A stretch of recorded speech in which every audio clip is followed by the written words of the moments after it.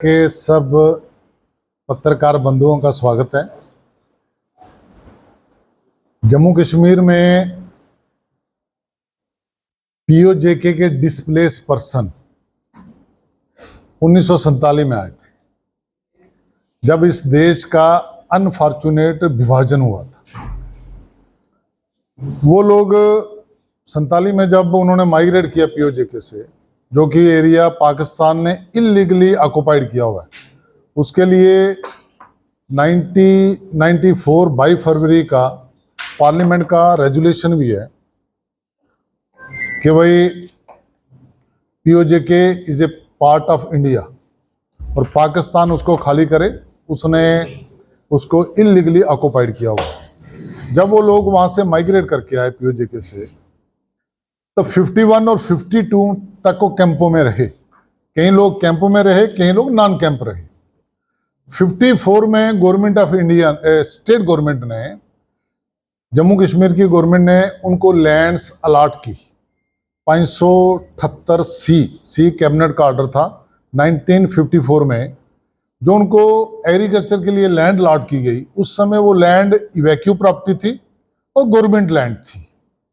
उसके बाद 1965 में 254 सी स्टेट गवर्नमेंट एक और ऑर्डर करती है, जिसमें जो पीओजेके रिफ्यूजी हैं, जो रिफ्यूजी नहीं कहूंगा, डिस्प्लेस पर्सन है पीओजेके के, जो इंटरनली डिस्प्लेस हुए हैं, उन लोगों को ओनरशिप राइट दिए गए 1965 में 254 सी ऑर्डर के तहत।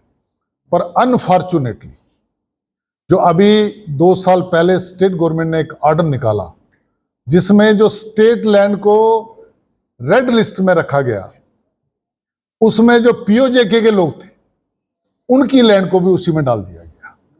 जबकि 1965 का 254 सी ऑर्डर है।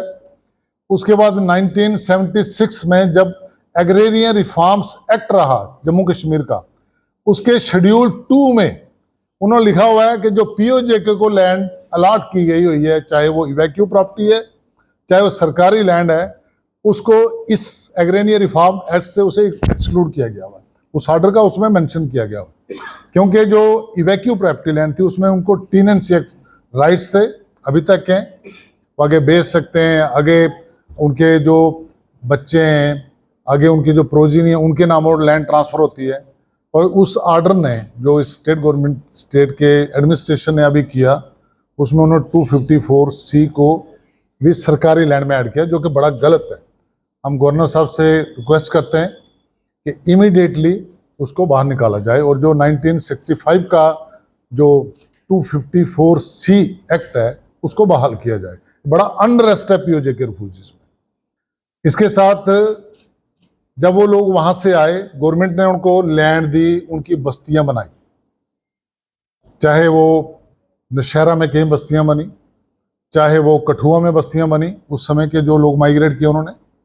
उसके बाद उधमपुर में उनकी बस्तियां डेवलप हुई, कैंप्स लगे, कैंपों से निकाल के उनको वहाँ रिहेबिलिटेट किया गया।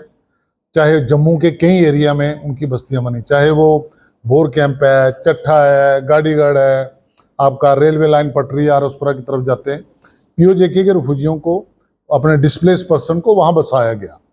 हम जो भी एलजी साहब से और स्टेट एडमिनिस्ट्रेशन से रिक्वेस्ट करते हैं कि उन बस्तियों को रेगुलराइज किया जाए।